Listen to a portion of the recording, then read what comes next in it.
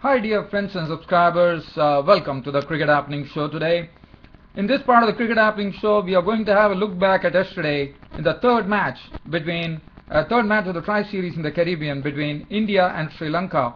And it was such a match where the ICC Champions Trophy winners India were absolutely crushed by Sri Lanka to absolute pulp. But one man who was missing in that was, as I said in my preview yesterday, that Mahendra Singh Dhoni was a very big missing factor. Now, as you know, he's not there in the Tri-Series at all, and you could see the difference immediately, because look at what I mean. I will come to that later. So basically what I'm going to do on this Cricket Happening Show is we are going to look at the third match between India versus Sri Lanka, where Sri Lanka crushed India absolutely to pulp, I would say, because Sri Lanka put up 348 runs for 1 wicket of 50 overs, and that is something which is a very rare sight in one-day international matches, and that was a crushing victory. They won by a massive margin of 161 runs, and I will talk about that. Then we will have a brief look at the Pakistan squad that has been selected, the one-day international and the T20 squad, and this is for the tour of the West Indies. Some big names have come back, especially Shahid Afridi, whom I thought that Pakistan should have definitely had Shahid Afridi in the ranks for such a major trophy like ICC Champions Trophy, and well, he finds his place back into the mix of things, which is a very good decision according to me, because Shahid Afridi, I thought he should be an automatic inclusion as far as one-day internationals and T20 internationals are concerned. And Umar Akmal also gets a recall. So we'll look at that, and then we will follow the tour game which is happening between Worcestershire and Australia, where Worcestershire, replying to Australia's 396 for 4 declared, currently are 163 for 2. So we'll come to that later. But as I said, the first look that we are going to have is the third match of the Tri-Series between India and Sri Lanka. So not only did Sri Lanka give India a crushing victory by 161 runs, but what they have ensured is they got the bonus point, and so they did what West Indies did, the similar thing that they did to Sri Lanka. So Sri Lanka gave it to India, and now West Indies and Sri Lanka have bonus points, and India are languishing at the bottom of the table. As far as this particular match was concerned, it all started with Mahela Jayawardene and Tharanga slowly pacing their innings very well. There was a bit of movement, not much, and things were pretty much rolling for Sri Lanka. But Sri Lanka slowly turned their game into high gear, because they saw that the pitch was playing a bit easy. So they started stroking the ball fluently and in a very effective manner, and especially Mahela Jayawardene, who actually led it. But the man who actually did everything for Sri Lanka is Tharanga, who took his time to reach his century. But once he reached his century, it was a pretty quick time. He reached 174. It's an unbeaten knock of 174 runs of 159 deliveries, which contained 19 fours and 3 sixes. And Mahela Jayawardene, the captain, his contribution was 107 of 112 balls, 9 fours and 2 sixes, and the opening partnership that Sri Lanka had for the first wicket was worth 213 runs. So that will give you a real feeling about how Sri Lanka totally dominated the Indian bowling. Angelo Matthews made a quick fire 44 of 29 balls with 4 fours and 1 six. In fact, he promoted himself in the batting order and played some strokes which were all aerial strokes, 4 fours and 1 six in that knock. And that was what really got Sri Lanka to such a massive total of 348 runs for 1 wicket. Look at the bowling. Now, looking at the bowling, Shami Ahmed, 10 overs, no maiden, none for 68. He actually was playing his first match. Initially, Shami Ahmed was absolutely on the money. His 6 overs to the openers had cost only 20 runs. He was troubling the batsman. But look at on the 4 overs, the last 4 overs, what was the damage Tharanga did to Shami Ahmed's bowling figures. It's in 4 overs, he leaked 48 runs, so that would give you a real feeling of how the Indian bowlers were treated. Umesh Yadav, 8 overs for 64 runs and no wicket. Ishan Sharma, 9 overs for 68 runs. Ravindra Jadeja, 9 overs for 55. Ashwin went for 67 runs with a wicket to his name. He was the solitary wicket taker. Virat Kohli 2 overs for 9 and Suresh Raina 2 overs for 10 runs. One thing that I would like to say here, dear fans, friends and subscribers, a very pertinent point is that Mahendra Singh Dhoni, I mean, you know what a captain he is.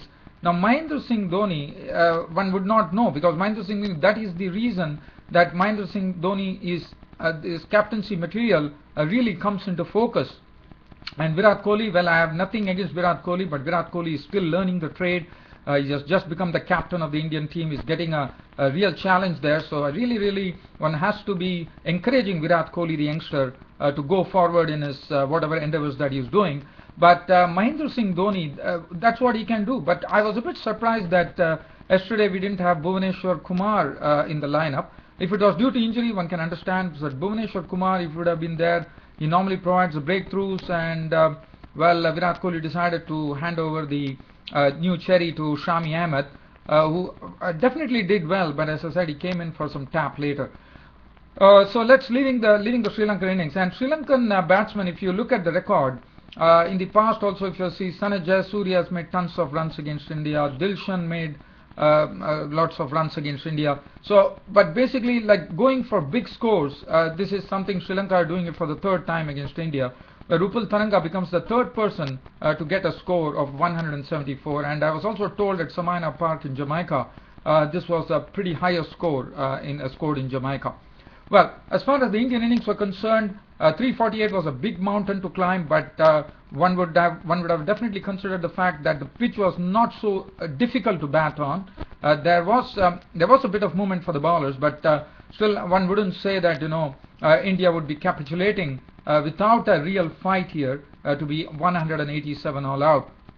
Now, looking at the Indian card, the contributions were not much to talk about, the highest scorer being Ravindra Jadeja with an unbeaten 49 to his name of 62 balls with 4 fours and 1 6. Suresh Raina contributing 33 of as many balls with 4 fours. Karthik making 22 of 41 with 2 fours. And then Shikhar Dhawan 24 of 42 balls with 3 fours. And 30 runs for Murli Vijay came into the team at the expense of Mahendra Singh Dhoni. He made 30 of 46 balls with 2 fours. Other than that, there was nothing to really talk about. They were all single-digit figures. As I said, India really succumbed without putting any fight at all to be all out for 187. In the end, it was a crushing victory. Tharanga, for a splendid knock of 174 unbeaten runs, took the Man of the Match award. As I said, Sri Lanka took 5 points in the game. West Indies are at the top of the table. Sri Lanka are following them with 5. India are yet to score, yet to open their account in the Tri-Series. Let's looking at the bowling figures. Kulashekara 9 overs 1 for 37. Angelo Matthews 8 overs 2 maidens 1 for 23, bowled superbly. Senanaike, the offie, 10 overs no maiden 246. Herat 10 overs 3 for 37, and Malinga 7.5 overs no maiden 240. As I said, since the match was over, I didn't really go into much detail. I just wanted to do a brief summary on the show, and now we get on to one more information which I probably missed it while really talking about the highlights of this Cricket Happening show. And that was New Zealand bowler Chris Martin has retired from all cricket. Now Chris Martin, you would remember, he was a good swing bowler. He could get the ball to, he had the outswinger. He also got that very good ball that he had was the ball which used to come in, the ball that used to jag in. And as you know, his bunny boy was Graham Smith of South Africa. He used to nip his wicket quite a few times with customary regularity. As far as Martin was concerned, now Martin was, he was a very silent one, but if you look at his record, he became the third highest wicket taker in New Zealand cricket history, and that is quite a feat. So he has decided to hang his boots as far as cricket is concerned. And the other thing about Chris Martin, when we talk about Chris Martin, what one understands is that he was one of those tailenders who was collecting a lot of ducks. As you know, in the history of cricket, we have Courtney Walsh of West Indies, who had 43 ducks coming in as a tailender. Chris Martin would be the second one who would be following Courtney Walsh, probably 36 or 37 if my statistics are right here. So that is what Chris Martin did. And Chris Martin, well, he used to provide the breakthroughs, but later on, I wouldn't say he was in and out of this New Zealand cricket team. I thought he has done the right thing here in retiring from cricket and giving an opportunity to all the upcoming New Zealand youngsters who would be absolutely raring to go.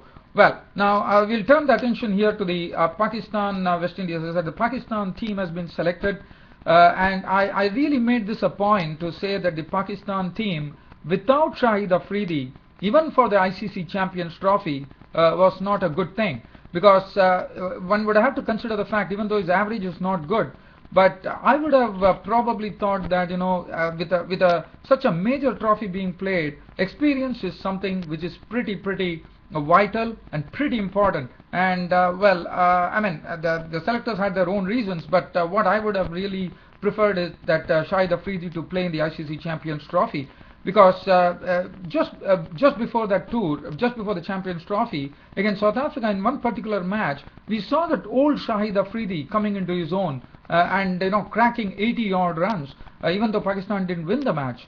So I had already told that in my preview. Well, but I'm very happy for Shahid Afridi, that Shahid Afridi should be an automatic inclusion in the both one-day internationals and T20 squads, and that's what precisely the Pakistan cricket selectors have done. They have I would really like to commend the Pakistan cricket selectors for making such a move to bring Shahid Afridi back into the fold as far as the one-day international squad is concerned, and also on the T20 squad, which is going to tour West Indies shortly. And also, the other person who comes into the mix is Umar Akmal. Now, Umar Akmal is also back into the mix, so he's also there, a part of the Pakistan cricket team. But as far as Shahid Afridi is concerned, I thought he still has a lot of cricket left in him. Probably the days are past when Shahid Afridi can really hit the ball to such a length that, you know, it could disappear. But probably those days are over. Probably his reflexes are weak, but still he still has the power to actually clear the fence at any given point of time. So basically, so this is the one-day international squad which has been selected. Misbah-ul-Haq would, as usual, lead the side. It consists of Misbah-ul-Haq captain, Nasir Jamshid, Ahmed Shehzad, Mohammad Hafiz, Asad Shafiq, Umar Akmal would be doing the wicket keeping. So Umar Akmal will be there as a specialist wicket keeper there. Shahid Afridi. So Kamran Akmal has lost his place. Well, he didn't perform much in the Champions Trophy. I thought that he got a good opportunity, but I thought he muffed it, and so he's out of the squad. Shahid Afridi, there's no place for Shoaib Malik in the team. One can understand that. I always thought that Shoaib Malik is only a very good test player rather than one-day international, because he has not shown immense consistency, and that's what is precisely required. So I thought Pakistan selectors have done a good job here. Saeed Ajmal, Wahab Riaz, Junaid Khan, Mohammad Irfan, Asad Ali, Umar Amin, Mohammad Rizwan, the reserve wicketkeeper, Abdur Rahman, and Haris Sohail. As far as T20 squad is concerned, it is going to be led by Mohammad Hafiz, the captain, Nasir Jamshid, Ahmed Shehzad, Haris Sohail, Umar Akmal, the wicketkeeper, Hamad Azam, Shahid Afridi, Saeed Ajmal, Sohail Tanveer, Wahab Riaz, Mohammad Irfan, Asad Ali, Umar Amin, Zulfikar Babar, and Junaid Khan. So these are the players who are there, who have been selected for the West Indies cricket tour. As you know, they're going to play one-day international. The first one-day international is starting between West Indies and Pakistan at Providence on 14th of July. Actually, the tour starts on 11th of July, but the other fixtures, the first one-day international starts on 14th of July. So they're going to play 5 one-day internationals and some T20 matches. So that is what, as far as the West Indies tour is concerned for Pakistan. Now, the other thing that I would like to talk about, I would just like to give you a cricket update on the match which is going on. As you know, there's a second tour game which is going on between Australia and Worcestershire. Yesterday we saw that Shane Watson slammed a century before lunch. Today the situation is Australia were made 396 for 4, and yesterday we had Ed Cowan making 58, Clark making 62. Today it was Stephen Smith who made an unbeaten 68 of 96 balls with 10 fours and 2 sixes, and 19 coming from Phil Hughes' bat with 3 boundaries. 396 for 4 was the score for Australia, and Worcestershire in the reply in the first innings are currently 170 for 2 wickets. They lost. They have Nick Compton. As you know, Nick Compton is a test hopeful. Even though Joe Root has been given the license to open the innings with Alistair Cook, the England captain, Nick Compton still has a part to play. I'm sure this particular knock will really put some pressure on Joe Root too, because when Joe Root is going to play in the first test against Australia, he would know for sure that there is someone who is breathing around his neck here in the name of Nick Compton, who had an unbeaten 77 to his name. He's still batting there right now with 10 boundaries, and Mitchell is giving him company, not out on 56. So that is the match situation as far as the tour game is concerned. Well, with all this cricket updates and some cricket news and some other highlights in this Cricket Happening show, your host Ram would like to end the cricket show for today, but as usual, I'll be seeing you all tomorrow. Until then, it's goodbye. Thank you.